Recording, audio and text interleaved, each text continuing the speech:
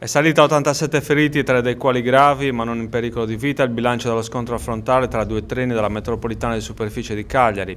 L'impatto tra i due convogli, che trasportavano complessivamente oltre 150 passeggeri, in maggioranza studenti, è avvenuto attorno alle 8:30 in via Vesalio, nei pressi del centro commerciale Auchan di Pirri. Immediatamente è scattato l'allarme, sul posto sono giunti i carabinieri, la polizia e i vigili del fuoco del comando provinciale, insieme a numerose ambulanze del 118. Tutti i nosocomi di Cagliari sono stati messi in allerta per accogliere i feriti. L'ospedale Bruzzo ha sospeso l'attività ordinaria per garantire i soccorsi. Lo scontro e la brusca frenata dei due convogli ha catapultato i passeggeri l'uno sull'altro. Ad avere la peggio uno dei macchinisti, rimasto incastrato tra le lamiere ed estratto grazie all'intervento dei vigili del fuoco. I sanitari hanno prestato ai feriti le prime cure del caso e hanno trasportati i più gravi in ospedale. Sarà l'inchiesta per disastro ferroviario aperta dalla Procura di Cagliari a chiarire le cause dell'incidente e il perché i due convogli si trovassero sullo stesso binario alla stessa ora.